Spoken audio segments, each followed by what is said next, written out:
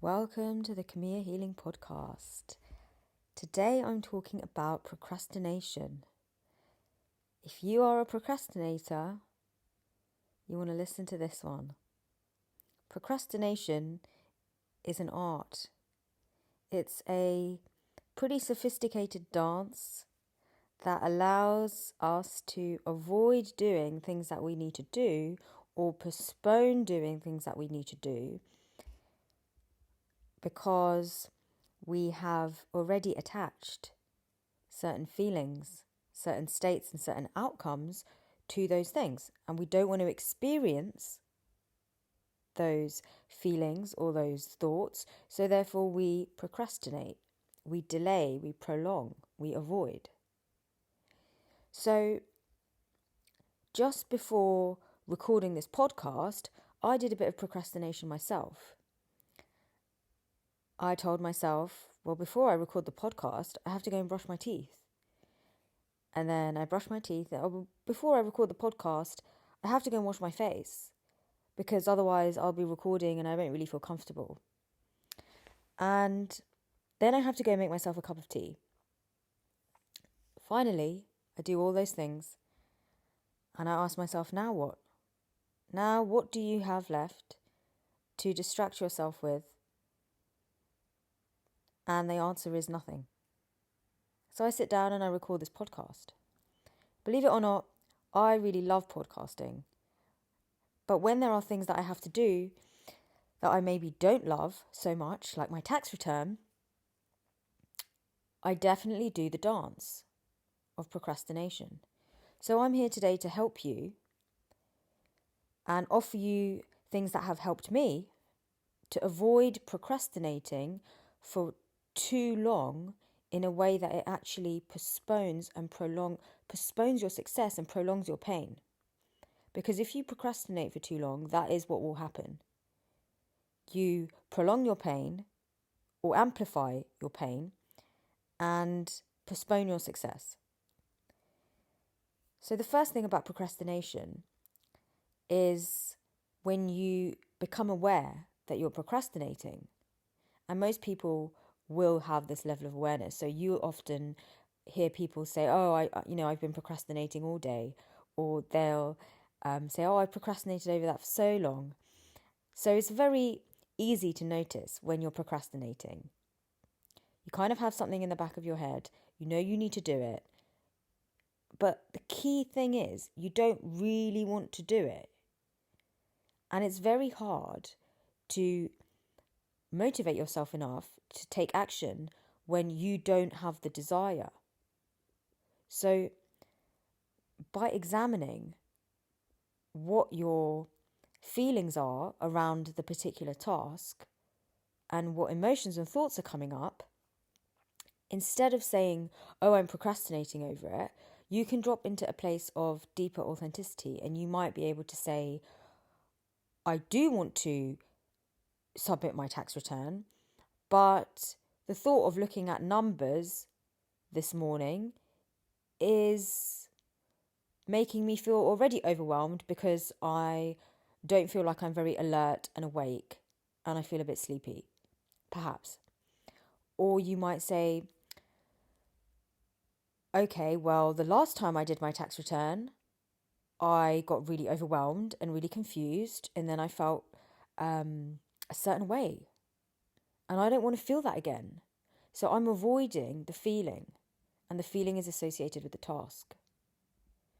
So when you can allow yourself to go that one level deeper and recognize that there's feelings that you're trying to mostly avoid, you can get more realistic with yourself. And if this is something that is really important to you, and it's maybe quite a big task or a big challenge, and it does carry a lot of these thoughts and feelings, then doing this practice is going to be even more important, because when you do, more stuff will come up. And the longer you procrastinate over something, the more likely there are to be heavier feelings and attachments associated with that activity. So once you've gone into that level and you've identified what emotions are there, what beliefs are there, what you've already determined you're going to end up feeling as you do this task, the next thing to do is let yourself feel it, right? And I've done this before where I haven't been able to figure out how to get over a procrastination period, but I've really needed to do something important and it was inevitable. I was going to have to do it at some point in time. There's no avoiding it. No one else would do it. And it had to be me. Procrastinate. And I have to feel into the real discomfort of what I'm really trying to avoid.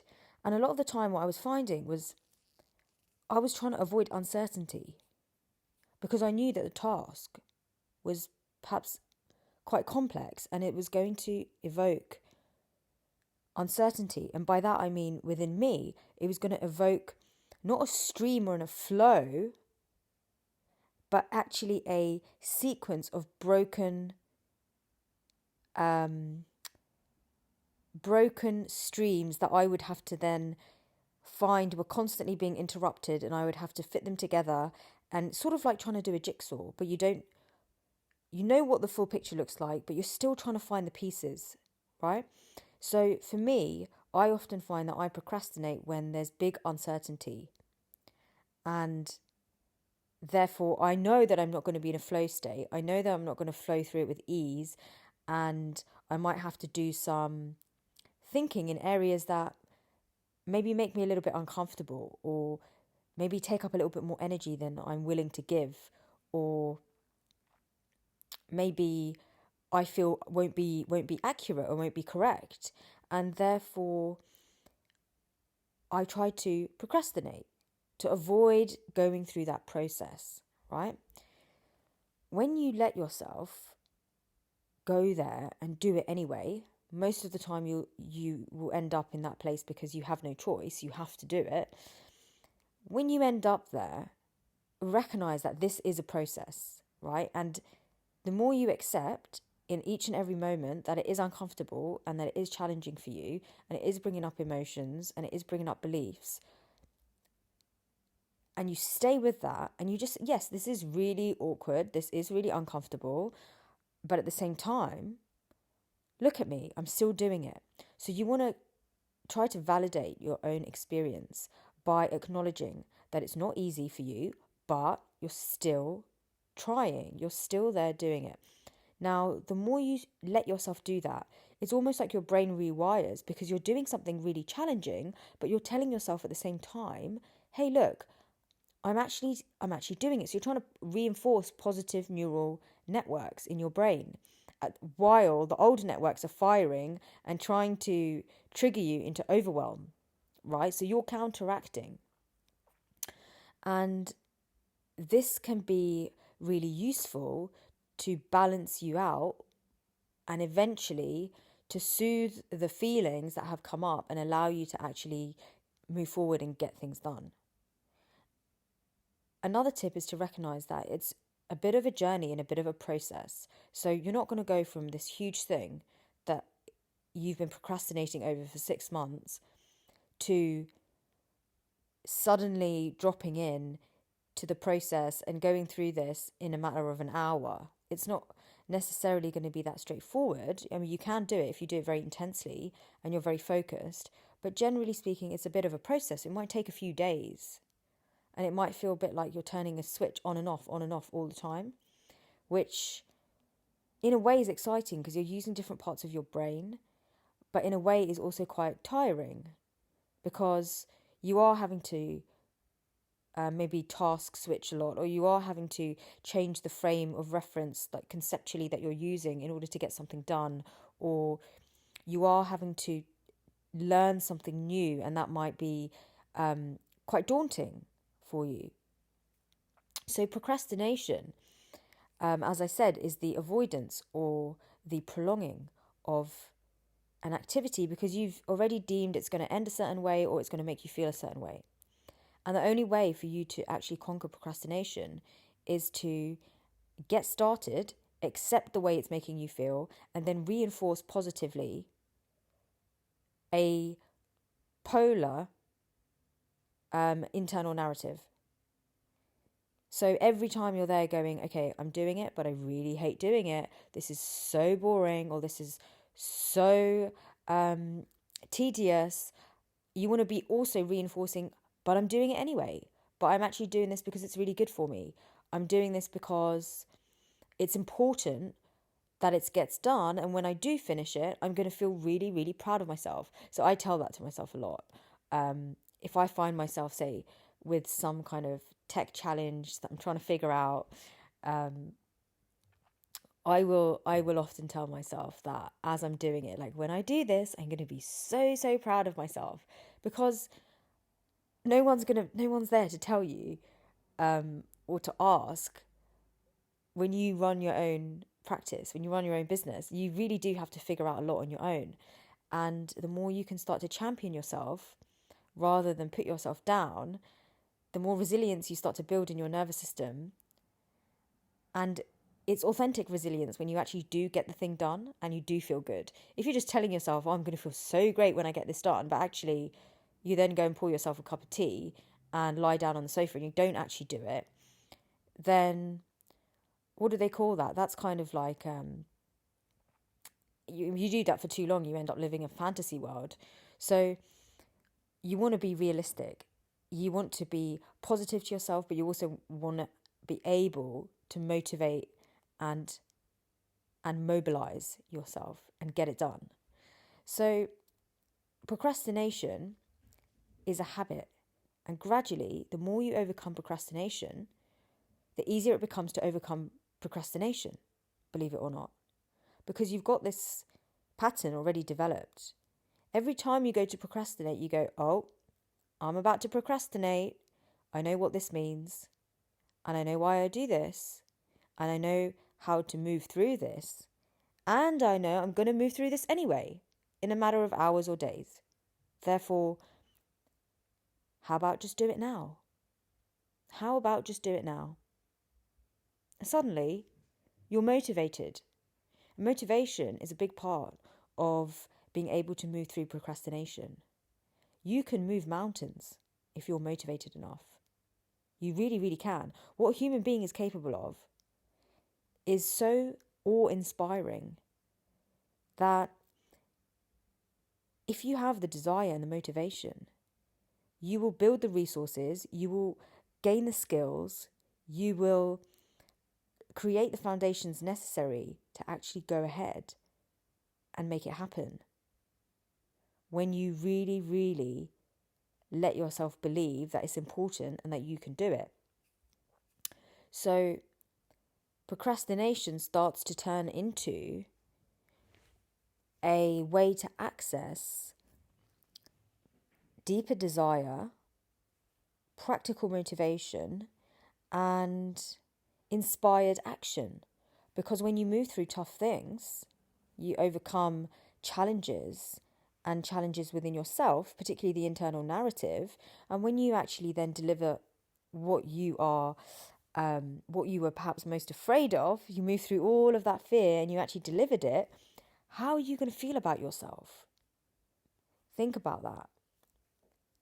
And often procrastinators don't think about that. They think only about the inconvenience, of how they're going to end up feeling.